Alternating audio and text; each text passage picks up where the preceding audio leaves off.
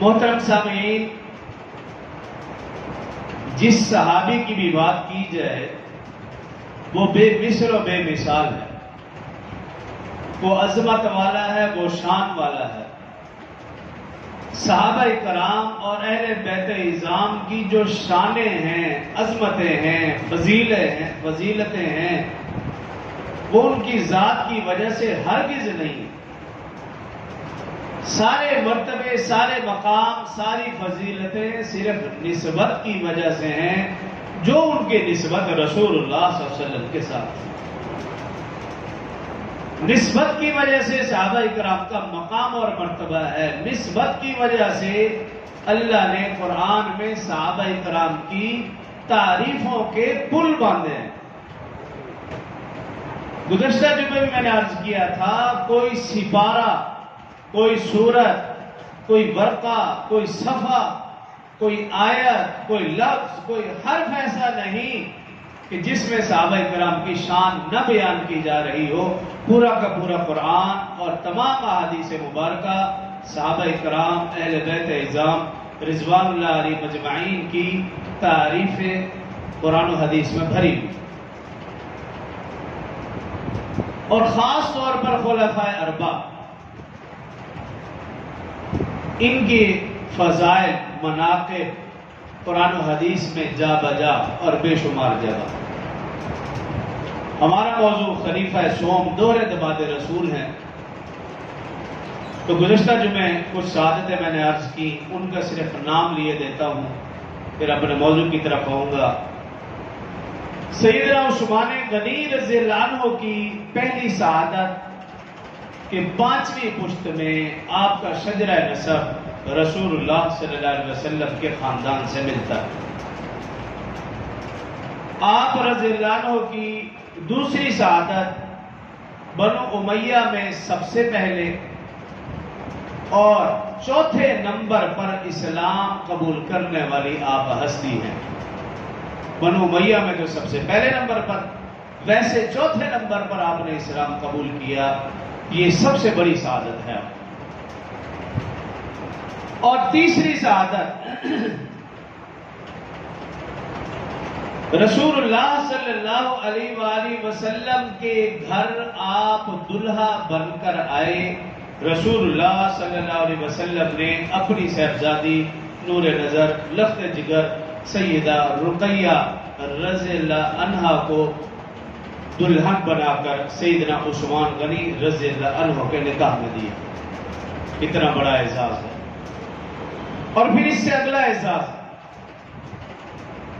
جب رسول اللہ صلی اللہ علیہ وسلم نے اللہ کے حکم سے صحابہ کرام کو حبشہ کی طرف ہجرت کرنے کا حکم دیا، تو حضرت عثمان رضی اللہ عنہ کو حکم دیا کہ میری بیٹی لخت جگر نور نظر کو لے کر تم بھی حبشہ کی طرف ہجرت کرو۔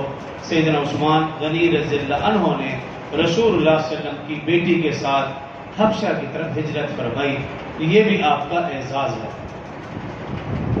اور پھر اس سے اگلا اعزاز یہ کہ جو میں نے شروع میں کہا، ذوالہجرت ہے، پہلے حبشہ کی طرف ہجرت کی، پھر جب اللہ رب العزت نے مکہ سے مدینہ ہجرت کا حکم دیا تو رسول اللہ صلی اللہ علیہ وسلم نے پھر حضرت عثمان رضی اللہ عنہ کو حکم دیا کہ میری اس صاحبزادی کے ساتھ، بیٹی کے ساتھ تم مکہ سے مدینہ ہجرت کرو۔ حضرت عثمان رضی اللہ عنہ نے حبشہ میں ہجرت فرمائی، رسول اللہ صلی اللہ علیہ وسلم کی بیٹی کے ساتھ مکہ سے مدینہ ہجرت فرمائی، تب بھی رسول اللہ صلی اللہ علیہ وسلم کی صاحبزادی ساتھ تھی۔ اس وجہ سے آپ کو یہ لقب ملا رسول اللہ صلی اللہ علیہ وسلم کی طرف سے کہ ذوالہجرتین، 2 ہجرتوں والے، یہ بھی آپ کا اعزاز ہے۔ اور جب مدینہ تشریف لے گئے، مدینہ کی سب سے پہلی مسجد قباء تعمیر کی گئی، جگہ انصاریوں نے دی۔ رسول اللہ صلی اللہ علیہ وسلم نے اس مسجد کی تعمیر کے لیے سب سے پہلے اینٹ رکھی۔ روایات میں آتا ہے دوسری اینٹ سیدنا ابوبکر صدیق رضی اللہ عنہ نے رکھی، تیسری اینٹ سیدنا عمر فاروق رضی اللہ عنہ نے رکھی، چوتھی اینٹ سیدنا عثمان غنی رضی اللہ عنہ نے رکھی، اور ساتھ ہی اعلان فرما دیا کہ یا رسول اللہ صلی اللہ علیہ وسلم میں اپنا سارا مال لگا کر اس مسجد قباء کو اکیلے تعمیر کروں گا۔ مدینہ کی سب سے پہلی مسجد قباء تعمیر کی تو سیدنا عثمان غنی رضی اللہ عنہ نے، یہ بھی آپ کا بہت بڑا اعزاز ہے۔ پھر اس کے بعد مسجد نبوی کی باری آئی۔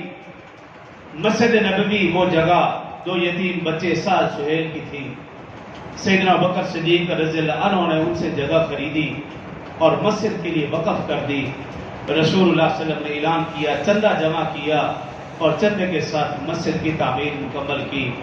کچھ ہی عرصے کے بعد اس مسجد میں توسیع کی ضرورت محسوس ہوئی، مسجد کم پڑ گئی، مسلمانوں میں صحابہ اکرام میں اضافہ ہوتا چلا گیا۔ مسجد نبوی میں رسول اللہ صلی اللہ علیہ وسلم تشریف فرما ہے، صحابہ اکرام کا مجمع ہے۔ رسول اللہ صلی اللہ علیہ وسلم نے اعلان فرمایا، کون ہے جو مسجد کی توسیع کے لیے جگہ خریدے؟ فوراً عثمان غنی رضی اللہ عنہ کھڑے ہو گئے اور عرض کیا، رسول اللہ صلی اللہ علیہ وسلم میں یہ جگہ خرید کر وقف کروں گا۔ رسول اللہ صلی اللہ علیہ وسلم نے فرمایا، اے عثمان، تو نے اس مسجد کے بدلے میں جنت خرید لی ہے۔ جنت عثمان کی ہے اور جنت میں وہی جائے گا جو عثمان کا حبدار ہوگا۔ جو حبدار نہیں وہ کبھی بھی جنت میں نہیں جا سکتا۔ رسول اللہ صلی اللہ علیہ وسلم جب خود کہہ رہے ہیں تم نے اس جگہ کے بدلے میں، مسجد کے بدلے میں جنت خرید لی، تو جنت میں جانے والا عثمان کا حبدار، یہ بھی آپ کا اعزاز۔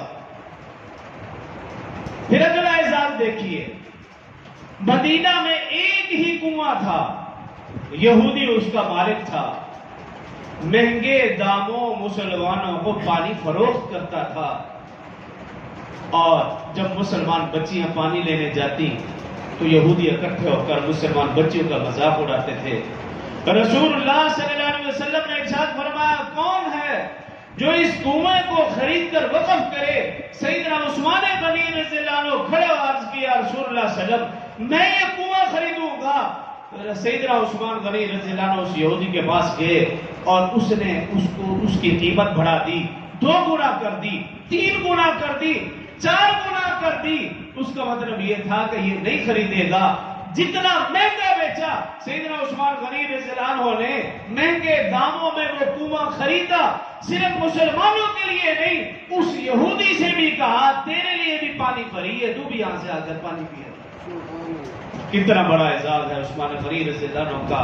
اور پھر رسول اللہ صلی اللہ علیہ وسلم نے فرمایا تھا، اس عمل کے بعد اے عثمان، آج کے بعد دنیا میں کوئی بھی چیز تجھے نقصان نہیں پہنچا سکتی۔ بے شمار اعزازات ہیں، جنگوں کے آپ اعزازات گننا شروع کر دیں، بے شمار اعزازات ہیں۔ کس کس جنگ میں کتنا کتنا مال دیا، اگر وہ بیان شروع کرے تو پھر تو وقت ختم ہو جائے، وہ اس طرف جانا ہی نہیں چاہتا۔ میں چند اعزازات گنوا رہا ہوں، پھر اپنے موضوع کی طرف آؤں گا۔ پھر اگلا اعزاز، بدر کا موقع آیا تو رسول اللہ صلی اللہ علیہ وسلم صحابہ اکرام کو حکم فرما رہے ہیں، چلو بدر کے میدان کے لیے تیاری کر لو۔ لیکن سیدنا عثمان رضی اللہ عنہ کو حکم دیا، بھی تم مدینہ میں رہو، میری بیٹی نور نظر لخت جگر بیمار ہیں، ان کے ساتھ رہو۔ اور فرمایا، اے عثمان، تو میری بیٹی کی دیکھ بھال کرے گا، ہم بدر کے میدان میں اللہ کی راہ میں جہاد کریں گے، لیکن تجھے میری بیٹی کی خدمت پر اللہ جہاد کرنے کا ثواب عطا فرمائیں گے۔ اور یہ لفظ صرف زبانی نہیں تھا، یہی وجہ ہے کہ مفسرین محدثین نے لکھا کہ جب مال غنیمت اکٹھا ہوا، رسول اللہ صلی اللہ علیہ وسلم نے جب مجاہدین میں مال غنیمت تقسیم کیا، جتنا جتنا مجاہدین کو حصہ ملا اتنا حصہ آپ نے حضرت عثمان رضی اللہ عنہ کے لیے بھی رکھا کہ وہ بھی ہمارے ساتھ جہاد میں برابر کے شریک ہیں، حالانکہ تھے مدینہ۔ اور پھر اس سے اگلا اعزاز، سیدہ رقیہ رضی اللہ عنہا رسول اللہ صلی اللہ علیہ وسلم کی بیٹی ہے، نور نظر لخت جگر، نبی کی بیٹی کا جب انتقال ہوا، اس کا جنازہ پڑھایا تو عثمان غنی رضی اللہ عنہ نے تجہیز و تکفین کی، تو بھی عثمان غنی رضی اللہ عنہ نے قبر میں رکھا، اتارا تو بھی سیدنا عثمان عثمان غنی رضی اللہ عنہ نے نبی کی بیٹی کو اتارنے کا اعزاز بھی سیدنا عثمان غنی رضی اللہ عنہ کو حاصل ہوا. اور پھر اس سے اگلا اعزاز سیدہ رقیہ رضی اللہ عنہ کی وفات کے بعد سیدنا عثمان غنی رضی اللہ عنہ پریشان ہیں. یہ پریشانی رسول اللہ صلی اللہ علیہ وسلم سے دیکھی نہیں گئی. اگر داماد اچھا ہو تو سسر خوش ہوتا ہے، اور اگر داماد اچھا نہ ہو اور خدا نہ خاصہ بیٹی فوت ہو جائے تو وہ سسر بھی کہتا ہے شکر ہے میری بیٹی کی جان چھوٹ گئی، اس بدبخت سے تو بڑا برا آدمی تھا. لیکن سیدنا عثمان غنی رضی اللہ عنہ رسول اللہ صلی اللہ علیہ وسلم کی بیٹی کو اتنا خوش کیا، رسول اللہ صلی اللہ علیہ وسلم کو اتنا خوش کیا. بعض حدیث میں آتا ہے کہ رسول اللہ صلی اللہ علیہ وسلم اتنے خوش ہوتے تھے، صحابہ کرام نے کئی بار سنا یا اللہ میں عثمان سے راضی ہوں تو بھی راضی ہو جا، میں عثمان سے خوش ہوں تو بھی خوش ہو جا. کئی بار رسول اللہ صلی اللہ علیہ وسلم نے عثمان کے لیے جملہ ارشاد فرمایا. سیدہ رقیہ رضی اللہ عنہ کے انتقال کے بعد رسول اللہ صلی اللہ علیہ وسلم سے عثمان کی پریشانی دیکھی نہ گئی. آپ نے دوسری بیٹی سیدہ ام کلثوم رضی اللہ عنہ کا نکاح سیدنا عثمان غنی رضی اللہ عنہ سے فرما دیا. گزشتہ جمعہ بھی میں نے عرض کیا تھا یہ اعزاز کل کائنات میں صرف حضرت عثمان غنی رضی اللہ عنہ کو حاصل ہے. اس اعزاز میں وہ وحدہ لا شریک ہیں. یہ اعزاز حضرت آدم سے حضرت محمد رسول اللہ صلی اللہ علیہ وسلم تک کسی پیغمبر کو بھی حاصل نہیں ہوا کہ کسی پیغمبر کی دو بیٹیاں یکے بعد دیگرے کسی کے نکاح میں آئی ہوں. اگر وہ ہستی ہے تو سیدنا عثمان غنی رضی اللہ عنہ کہ ان کے نکاح میں نبی آخر الزمان صلی اللہ علیہ وسلم کی دو صاحبزادیاں یکے بعد دیگرے نکاح میں آئی، جس کی وجہ سے آپ کو ذوالنورین کہا جاتا ہے، دو نوروں والا. یہ اعزاز بھی آپ کے حصے میں آیا. اور پھر اگلا اعزاز جب سیدہ ام کلثوم رضی اللہ عنہ کی وفات ہوئی، سیدنا عثمان غنی رضی اللہ عنہ پھر پریشان نظر آئے. رسول اللہ صلی اللہ علیہ وسلم اس پریشانی کو سمجھ گئے. کنز الاعمال میں بھی یہ روایت درج، شرح زرقانی میں بھی یہ روایت درج، موطا امام مالک میں بھی یہ روایت درج. رسول اللہ صلی اللہ علیہ وسلم نے فرمایا 3 جگہ مختلف روایات ہیں. ایک حدیث میں فرمایا رسول اللہ صلی اللہ علیہ وسلم نے یہ عثمان غنی کے لیے جملہ فرمایا، کسی اور کے لیے نہیں. فرمایا اے عثمان اگر میری 40 بیٹیاں بھی ہوتی میں یکے بعد دیگرے تیرے نکاح میں دیتا. ایک روایت میں اگر میری 100 بیٹیاں بھی ہوتی یکے بعد دیگرے تیرے نکاح میں دیتا. ایک روایت میں اگر میری 200 بیٹیاں بھی ہوتی یکے بعد دیگرے تیرے نکاح میں دیتا. آپ ان روایات سے اندازہ لگائیں رسول اللہ صلی اللہ علیہ وسلم حضرت عثمان سے کتنی محبت فرماتے تھے اور کتنے خوش تھے. کیسے جملے آپ نے ارشاد فرمائے. یہ اعزاز سیدنا عثمان غنی رضی اللہ عنہ